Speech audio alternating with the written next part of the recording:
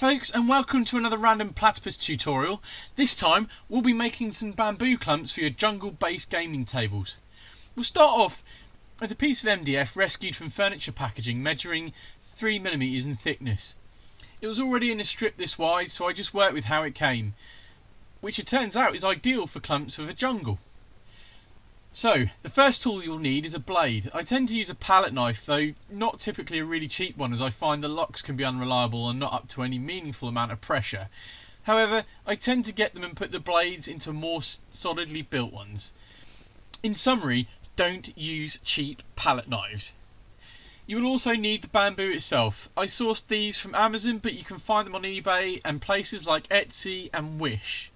They typically come in packs of 100, and I went for the varied heights option, where you can get them in the same height, but for this project it's nice to have a bit of variation. Then we need to think about what we are making. Bamboo clumps. Bamboo is a grass, and as such usually grows in clumps that can be quite thick and tightly packed. Because of this, usually bamboo prevents the growth of other plants in the areas it takes over. So when we consider making clumps of bamboo, we need to ensure that it isn't a bit of bamboo, a tree, some other plants, and maybe some more bamboo. That's why I went for clumps that can be positioned close together or spread out in separate groups in different areas over the table. So here's one I made earlier to show you how I envisage the bamboo clump pieces looking on their own. Another item you will need to replicate these clumps is cocktail sticks. And we use these to represent the dead or broken bamboo as well as to thicken the clumps. For the sand on the base, I typically use chinchilla sand, which is cheap and can be bought online or from pet shops. To add texture to the base itself and to act as a bonding agent, I apply hard as nails from Poundland, which I then throw the chinchilla sand onto. A final coat of watered down PVA or white glue over the top seals it all in nicely. At this point, I'll also point out that the inspiration for the bases that the clumps are on, and my jungle terrain in general, is from one of Mel the Terrain Tutor's videos. Please go and look at his videos, as it's far superior to any of mine and gives you a much better idea of what you'll need to make them. The only thing that I will do differently is how I'm putting these clumps together. If you've seen his video, you'll know that the leaf litter on the base is made up of mixed herbs, of which these I bought from the range. The paint I used is a tester pot from B&Q's home brand emulsion paint, which is a mocha or a chocolate colour, although they tend to come with a fancy name. Right, so on to the making itself. We'll skip to the point where the texture has been applied, the sand thrown on, and the watered down PVA sealing it in place, and the base painted with the emulsion paint. It will look something like this. The raised area is made of foamboard cut to be slightly smaller than the MDF piece and chamfered around the edge to give a slope up. Hard as nails is then applied after this has been glued down, with special attention given to those areas so the overall effect is somewhat natural rise in the ground. Later on in the build, we'll also disguise this further by breaking up the ground a bit more with leaf litter and smaller baby bamboo or little shrubs that may crop up on the edge of clumps from time to time. The small shrub-like plants are made from cut-up plastic aquarium plants that look like this. Again, they can be sourced from eBay, Amazon and various other online sources. They come on frames with pegs you can pluck them from and then cut them up if you need to. Anyway, onwards! And back to the base. Leaves are glued down and dried. You grab your emulsion base paint that you're using. This is going to be a wash, so you water it down to a milky consistency. You then smash it in all over the mixed herbs. The important thing here is to make sure that the paint isn't just painting the mixed herbs and that some of their natural colour shows through. As is usually the case, it's better to do it too thin than too thick. You can always go back and do another wash if so desired. Anyway, I've demonstrated that enough for now. And here are some I prepared earlier. A friend asked about how I do my basing without it getting messy. I do this with the sand on the hard as nails too. So I get a tub, I place the base with the adhesive already on it, be it white glue or hard as nails, and then you liberally throw the sand or the scatter you want to add, in this case mixed herbs. This way, anything that misses is easily cycled back into the container it came from to be used on future bases. It also prevents your work area from looking like an overly exuberant Italian recipe. Right, next up, cocktail sticks. They serve two purposes for this project. The first is to help thicken the clumps of bamboo. This is because the model bamboo we are using doesn't like to sit too closely together as their leaves start clashing and pushing neighbouring bamboo to strange angles, which ends up looking like an exploding clump rather than a realistic one. I found painting cocktail sticks green and attaching a bit of suitable aquarium plant to the top could thicken the clumps whilst not clashing as much as normal bamboo. Alternatively, you could just trim off the leaves of some of the bamboo towards the middle of the clump, leaving just the top leaves remaining.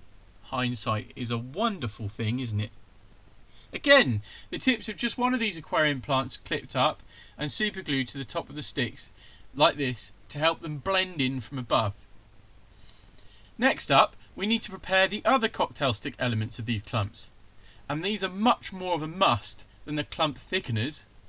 When you see a clump of bamboo or any other grass, there's often old growth dying off, either through age or because it's been damaged or diseased. As a result, they lose their colour and turn to a much more straw-like colour. We need to get a cocktail stick and clip it into two parts. You can keep and use both parts as long as one isn't too short. The paints I'm using for this are Games Workshop and a Rhinox Oxide, Zandri Dust and a Ushabti Bone. You'll need a brush with a half decent point to do this. A medium layer brush from Games Workshop should do it. Starting off with Zandri Dust, you pick out the bands of colour in this way so that you have hoops around the stick, leaving some of the natural stick colour showing between bands. Next up, I use the Rhinox Oxide. This is slightly tougher as you need to be a bit neat and have the line meet up all the way round, hopefully looking something like this. Now you can see how we are progressing towards the look we want. So it looks like the segments you see on bamboo. At this point we need to use a Ushabti Bone. I'm basically going to highlight what would be the raised area on the joints of the bamboo. The overall effect is to give the suggestion of dead bamboo. In reality it looks a bit different, but on the tabletop I feel it gives the right impression and adds a bit of differing colour to the clumps. But that's it. It's super simple. With that done, I'll go back to the one base we want to focus on for the next step. We then grab a few of the cocktail stick pieces. I tend to start with these as you place them towards the middle of the base. We need to clip off the sharp non-leafy end to be able to put them into the base so they don't stand out too tall. Now I have an old dart tip which I use to poke holes to mount the sticks into. You could use a compass or another tipped object to do the same thing, such as a small drill. I glue them in with PVA and white glue as I do with all of the bamboo. We can't wait for that glue to dry, so yes, you guessed it, I have one prepared. Now something really worth noting is that whilst they say the bamboo is different lengths, they don't come like that. What they mean is you need to clip them to different lengths. As you can see, the leaves on some start much further up the stem, meaning you cut more off at the ground level end of it, so you can shorten it and the lengths being different. I found it worthwhile to sort them into batches so you can place the long, medium and short pieces in an order of long in the centre with medium and then the shortest pieces around the edge of your base. As you can see, I already poked holes ready for this, and I did so in a way so to place the bamboo around the cocktail sticks to hide them as best as possible, so they're more hidden from the view from the sides. Now there's nothing stopping you adding more bamboo if you think more is needed. But it's also worth remembering you don't want to make the clump look too uniform. So an extra one or two placed a bit further out in a direction helps to give more of a natural look to your clump. Now we go back to those dead bamboo stumps made from cocktail sticks and add a few of those to the edges of the clump. This is swiftly followed by a clipped up aquarium plant, so you end up with something that looks a bit like this. It really is that easy. Anyone can do it. Thank you for watching. Please let me know what you think in the comments below. Hit the subscribe button if you aren't already subscribed. Like if you found this helpful, and smash the notification bell if you want to know when our next video goes live. Take care all. Bye bye now.